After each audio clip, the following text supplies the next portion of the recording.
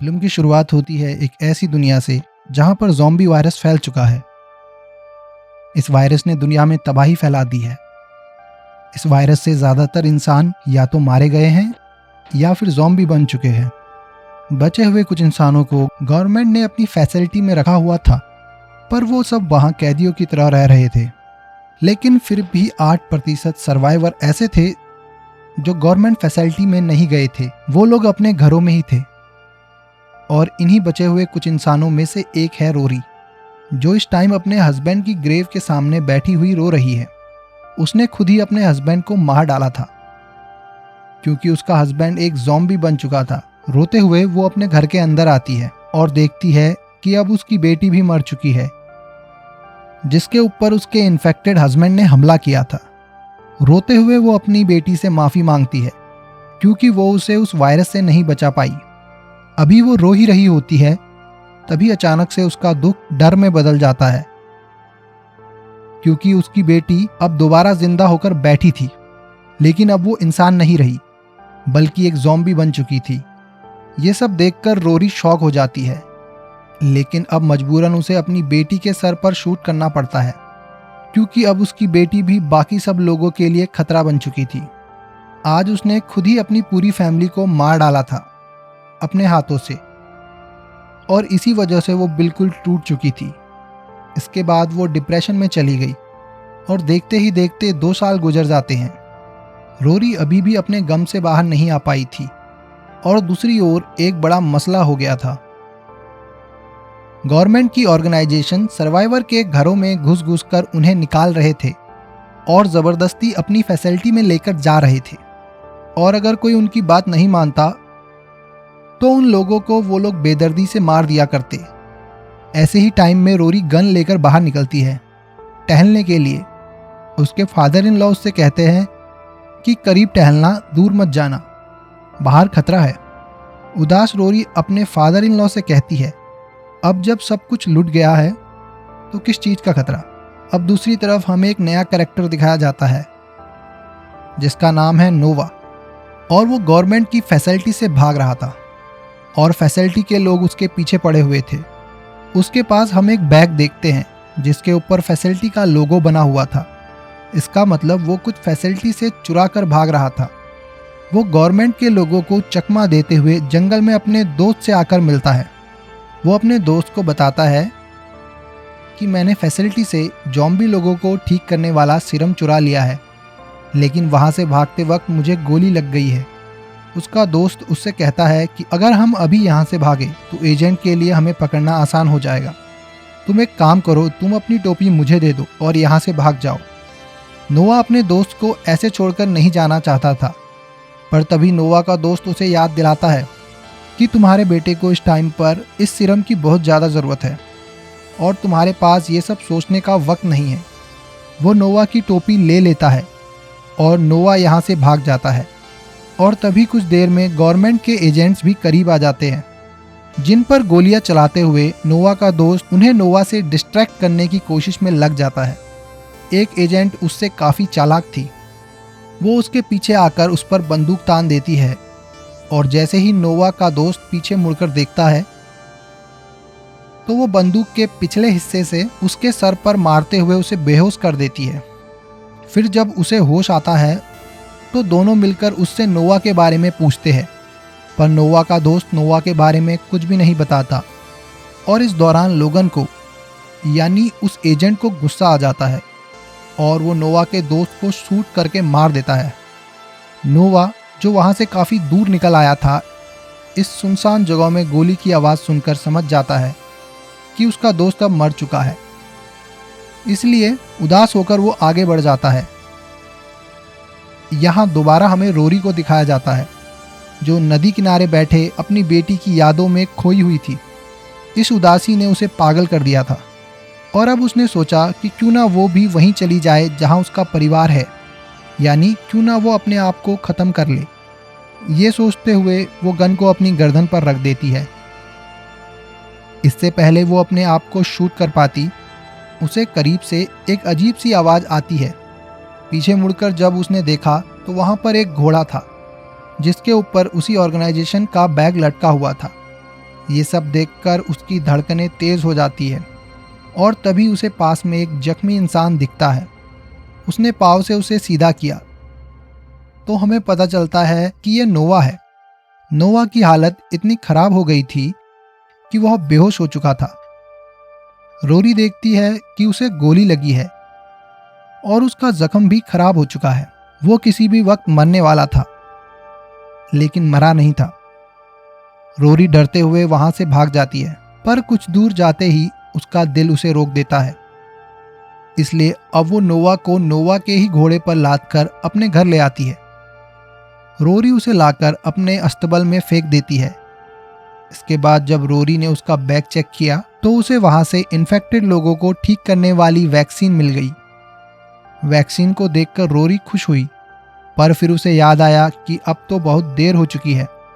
उसने तो अपने से जुड़े सारे इन्फेक्टेड लोग को मार दिया था, इसलिए वैक्सीन उसने दोबारा नोवा के ही बैग में रख दी।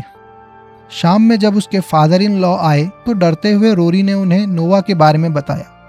नोवा का बैग देखते हुए रोरी के फादर इन लॉ समझ जाते हैं कि नोवा ऑर्गेनाइजेशन से भाग कर आया है। उन्हें अब गुस्सा आ रहा था रोरी की बेवकूफ़ी पर, क्योंकि उसे ढूंढते हुए ऑर्गेनाइजेशन के लोग उन तक आ सकते थे और अब नोवा के साथ साथ उन दोनों की भी जान खतरे में पड़ चुकी थी।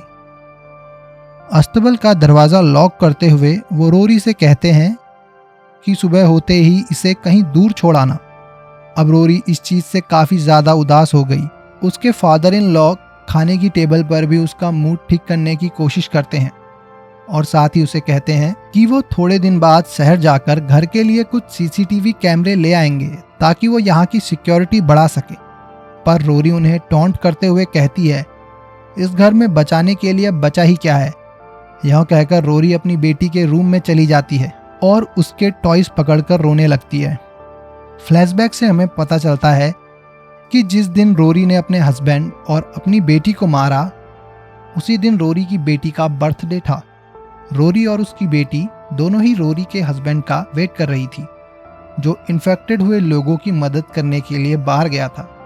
जब वो वापस आया तो खुद भी इन्फेक्टेड हो चुका था और उसने अपनी बेटी के ऊपर हमला करते हुए उसे भी इन्फेक्टेड कर दिया। इसलिए रोरी को मजबूरन पहले अपने हस्बैंड को और फिर अपनी बेटी को मारना पड़ा। रोरी अपने ख्यालों में खोई हुई थी। तभी अचानक उसे बाहर से किसी हलचल की आवाज़ सुनाई दी। उसने अपने फादर इन लॉ के रूम से अस्तबल की चाबी चुराई और बाहर देखने के लिए चली गई। अस्तबल में नोवा का घोड़ा बेचैन लग रहा था और नोवा भी वहां नहीं था। इससे पहले कि रोरी इधर उधर देखती, नोवा पीछे से आकर उसके मुंह पर हाथ रखकर उसे खामोश करवा देता है। वे लोग बात कर पाते उससे पहले ही इन दोनों की स्मेल सूंघते हुए ज़ॉम्बीज उस अस्तबल की तरफ आ जाते हैं। उन्हें देखकर रोरी घबरा जाती है। नोवा और रोरी जब अस्तबल का दरवाज़ा बंद करने के लिए जाते हैं तो तभी एक ज़ॉम्बी रोरी को पकड़ लेता है। वो उसे मारने ही वाला होता है, पर तभी नोवा रोरी की गन लेकर उस ज़ॉम्बी के सर पर शूट कर देता है और उसे बचा लेता है। हालात के नॉर्मल होने के बाद रोरी ने नोवा से पूछा कि क्या तुम गवर्नमेंट के एजेंट हो। नोवा जवाब देता है, नहीं, मैं उनमें से नहीं हूँ, तुम मेरा बैग मुझे दे दो। रोरी जानती थी कि नोवा उस बैग के लिए बेचैन क्यों है। वो उसे कहती है, परेशान मत हो, तुम्हारा बैग सेफ है। और ये दिखाने के लिए वो उसे घर के अंदर ले आती है। घर में आकर वो नोवा को पीने के लिए पानी देती है और खाने के लिए कुछ खाना। नोवा इस टाइम बहुत ज़्यादा दर्द में था। रोरी उसके जख्म को साफ करती है, जिसके फ़ौरन बाद नोवा यहाँ से जाने की बात करता है। रोरी उसे कहती है, आज रात यहीं पर रुक जाओ, जैसी तुम्हारी हालत है तुम अपने घर नहीं पहुँच पाओगे, और अगर तुम्हें अपनी मंजिल पर पहुँचना है तो आज रात आराम कर लो। नोवा रोरी को बताता है, मेरा जाना बहुत ज़्यादा ज़रूरी है। मेरा बेटा 2 दिन पहले ही इन्फेक्टेड हो गया है और मुझे उसे हर हाल में बचाना है, और उसी के लिए मैंने ये सीरम चुराया। रोरी उससे वादा करती है कि मैं तुम्हारी घर पहुंचने में पूरी मदद करूंगी, और ये कहते हुए वो उसे रात के लिए घर पर रुकने के लिए मना लेती है। सुबह जब नोवा की आँख खुली तो रोरी के फादर इन लॉ उसके ऊपर गन ताने खड़े थे। शोर सुनकर रोरी भी बाहर आ गई। उसने अपने फादर इन लॉ को रोका और कहा कि नोवा कोई गवर्नमेंट का एजेंट नहीं है, वो हमारी ही तरह एक सर्वाइवर है और अपने इन्फेक्टेड बेटे के लिए सीरम चुरा कर ले जा रहा है। मुझसे तो कितना अच्छा है, अपने बेटे को बचाने की कोशिश कर रहा है, और मैंने तो उन दोनों को ही मार दिया। रोरी की बात सुनते ही उसके फादर इन लॉ भी इमोशनल हो जाते हैं और नोवा से कुछ नहीं कहते। रोरी नोवा की शर्ट बदलती है और इसी दौरान उसके फादर इन लॉ नोटिस करते हैं कि नोवा अटक अटक कर सांस ले रहा है। उसके सीने में हवा भर चुकी थी और अगर ज़्यादा देर ऐसा ही रहा तो वो जल्द ही मर जाएगा। इनके पास कोई डॉक्टर नहीं था, इसलिए रोरी के फादर इन लॉ ने खुद ही इतने बड़े काम का रिस्क लिया और एक बारीक सीजर से उसके सीने में छेद कर दिया, जिससे उसके सीने की हवा बाहर निकल गई। अब नोवा की हालत बेहतर हो गई थी।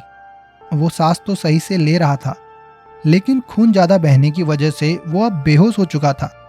ये सब देखते ही रोरी समझ जाती है कि नोवा अब वो वैक्सीन अपने बेटे तक नहीं पहुंचा पाएगा। अब रोरी फैसला करती है कि वो ये वैक्सीन खुद नोवा के बेटे तक पहुंचाएगी, और ये सुनकर उसके फादर इन लॉ उसे डांट देते हैं, ये कहते हुए कि वो तुम्हारी बेटी नहीं है जिसके पीछे तुम इतना बड़ा खतरा मोल लो। अभी ये लोग बात ही कर रहे होते हैं कि घर का अलार्म बजने लगता है। रोरी के फादर इन लॉ ने जाकर सीसीटीवी में देखा तो बाहर 2 गवर्नमेंट के एजेंट खड़े थे। वो लोगन और उसके साथी ही थे जो पहले नोवा के पीछे पड़े थे। यह देखते ही रोरी के फादर इन लॉ फौरन जल्दी से अंदर आकर रोरी और नोवा को यहाँ से बाहर जाने को कहते हैं, और साथ ही नोवा को एक ताकत का इंजेक्शन भी लगा देते हैं। रोरी अपने फादर इन लॉ को इस तरह छोड़कर नहीं जाना चाहती थी, तो वो उसे प्रॉमिस करते हैं कि मैं तुम्हारे पीछे ज़रूर आऊँगा। उन दोनों के यहाँ से भागते ही थोड़ी देर में लोगन और उसके साथी इन लोगों के दरवाजे तक पहुँच जाते हैं। आते ही वो रोरी के फादर इन लॉ से नोवा के बारे में सवाल करते हैं, तो वो साफ झूठ बोल देते हैं कि वो तो अकेले यहाँ पर रहते हैं। पिछले कई दिनों से उन्होंने किसी को भी यहाँ आते नहीं देखा। यहाँ पर लोगन यानी वो एजेंट उनसे पूछता है कि आप कैंप में क्यों नहीं रहते, तो वो बोलते हैं क्योंकि मैं अपने बेटे और पोती को छोड़कर नहीं जाना चाहता, जिनकी कब्र मैंने अपने घर के पीछे ही बनाई हुई है। बड़ी सफाई से वो झूठ ही बोल रहे थे कि तभी उस एजेंट लोगन ने नोवा और रोरी का घोड़ा भागते हुए देख लिया। वो अब उन दोनों को पकड़ने के लिए उनके ऊपर फायर करना शुरू कर देता है। रोरी के फादर इन लॉ भी रोरी और नोवा को बचाने के लिए लोगन के कई आदमियों को शूट करके मार देते हैं, लेकिन ऐसा करने में उन्हें भी बहुत सारी गोलियां लग जाती हैं। रोरी और नोवा एजेंट की नज़रों से ओझल हो जाते हैं, और इससे एजेंट लोगन रोरी के फादर इन लॉ को आकर करंट देते हुए उन्हें टॉर्चर करते हुए उनकी जान ले लेता है। लोगन के असिस्टेंट को उसकी इस हरकत पर बहुत ज़्यादा गुस्सा आया था। जो सलूक वो इंसानों के साथ करता था, ऐसा करने का तो उसको गवर्नमेंट ने ऑर्डर भी नहीं दिया था। वो अपने अंदर की शैतानी ख्वाहिशों को पूरा करने के लिए कितने ही लोगों को मार चुका था। और फाइनली उसकी असिस्टेंट उससे कह देती है कि मैं तुम्हारे इन गुनाहों का हिस्सा नहीं बनना चाहती। यह सुनकर लोगन को गुस्सा आ जाता है और वो अकेला ही नोवा और रोरी का पीछा करने लगता है। उधर हम देखते हैं कि नोवा और रोरी आ चुके थे जंगल के पास, जहाँ पर आकर नोवा रोरी से कहता है कि तुम अपने घर वापस लौट जाओ, अब मैं आगे चला जाऊँ। यह सुनकर रोरी कहती है, नहीं, मैं तुम्हारे साथ तुम्हारे घर तक आऊँगी। मैं अपनी बेटी और अपने हस्बैंड को तो नहीं बचा पाई, लेकिन मैं इस गिल्ट के साथ नहीं मरना चाहती कि मैंने तुम्हारे बेटे को बचाने में तुम्हारी मदद नहीं की। नोवा उसकी कंडीशन को समझते हुए मान जाता है और उसे एक ऐसा स्प्रे देता है जिससे ज़ॉम्बी उनको स्मेल नहीं कर पाएंगे और वो आसानी से अपने घर तक पहुंच जाएंगे। अभी ये लोग बात ही कर रहे थे कि पीछे से एजेंट लोगन इनके करीब पहुंच गया और दूर से ही इनके ऊपर गोलियां बरसाने लगा, जिसमें से एक गोली नोवा को लग गई। मजबूरन इन दोनों को पैदल ही भागना पड़ा और ये लोग थोड़ी दूर जाकर वहां पर छुप गए। नोवा जान चुका था कि अब वो अपने घर तक नहीं पहुंच पाएगा, इसलिए वो रोरी को अपने घर का रास्ता बताता है और उससे मिन्नतें करता है कि प्लीज़ तुम मेरे बेटे की जान बचा लेना, और अपना बैग देते हुए वो उसे यहाँ से भाग जाने को कहता है। अब लोगन रोरी तक ना पहुँच पाए, इसलिए जख्मी नोवा उठकर लोगन का सामना करता है। लोगन ने उसके ऊपर हमला किया, पर इस बार बंदूक से नहीं बल्कि अपने चाकू से। लोगन उसके ऊपर भारी पड़ रहा था, पर फिर भी नोवा के अंदर अपने बेटे को बचाने का जज्बा इतना था कि उसने मरते मरते भी हार नहीं मानी। लोगन, जो उसके पेट में एक नुकीली लकड़ी घुसा चुका था, उसके बावजूद भी वो लोगन का चाकू छीन लेता है और उसके गले में घुसा देता है और फिर उसी की गन से उसी को करंट लगाते हुए आखिरी में मार देता है। दूसरी तरफ हम रोरी को देखते हैं, जो कि जंगल के अंदर भाग रही थी और अब रात हो चुकी थी और बहुत सारे ज़ॉम्बी उसके पीछे भी पड़ चुके थे। वो किसी तरह गिरती पड़ती अपने आप को इन ज़ॉम्बी से बचाती हुई एक दरख्त के पीछे जाकर छुप जाती है और ज़ॉम्बी से बचने वाला स्प्रे अपने ऊपर डाल लेती है, जिसके बाद वो दोबारा भागना शुरू करती है। तो इस बार उसके पैरों की आवाज़ को सुनते हुए एक ज़ॉम्बी उसके पीछे पड़ जाता है। ये ज़ॉम्बी पीछे से आकर उसके ऊपर हमला कर देता है, लेकिन रोरी भी पूरी ताकत से उसको नीचे गिराते हुए उसके सर को पास पड़े पत्थर से कुचल देती है। उसे मारकर उसे ऐसा लगा था कि मानो जैसे उसने दुनिया जीत ली हो। वो सेटिस्फाई होकर खड़ी हुई तो उसे पता चला कि उस ज़ॉम्बी ने उसे भी काट लिया था और अब जल्द ही वो भी ज़ॉम्बी बन जाएगी। वो शॉक में थी, तभी उसे एक विज़न आता है जिसमें उसकी बेटी उसका इंतज़ार कर रही है। यह देखते हुए वो फैसला करती है कि वो हार नहीं मानेगी। उसने अपना सफ़र दोबारा नोवा की घर की तरफ शुरू कर दिया। अपनी बिगड़ती हुई हालत के साथ आखिरकार वो सुबह होने तक नोवा के घर पहुंच गई। उसने बैग दरवाजे पर रखा और उसके बाद दरवाजे को नॉक किया और पीछे हो गई। दरवाजे की दूसरी तरफ से नोवा की मॉम निकली, जो दरवाजे पर नोवा का बैग देखते हुए रोरी से बेचैन होकर नोवा के बारे में पूछती है। तो यहाँ पर नोवा उन्हें कुछ नहीं कह पाती और बस रो देती है और ये देखकर नोवा की मॉम समझ जाती है कि उनका बेटा अब मर चुका है। वो उस बैग को उठा लेती है, जिसके बाद रोरी भागकर नदी के किनारे आ जाती है, क्योंकि वो जानती थी अब वो ज़ॉम्बी बन जाएगी और अगर इन लोगों के पास रुकी तो इन लोगों के लिए खतरा बन जाएगी। नदी के पास बैठे हुए उसे दोबारा एक विज़न आता है, जिसमें वो देखती है कि वो अपनी बेटी से मिलने वाली है। उसकी बेटी उसका इंतज़ार कर रही है। यही सोचते हुए वो मुस्कुराती है और अपनी गर्दन के नीचे गन रखकर अपने आप को शूट करने को तैयार होती है। तभी हमें उसकी आंखों को बदलते हुए दिखाया जाता है और उसी समय वो खुद को शूट कर देती है, जिसका मतलब था कि अगर वो अपने आप को न मारती तो वो भी ज़ॉम्बी बन जाती और कहानी यहीं पर ख़त्म हो जाती है।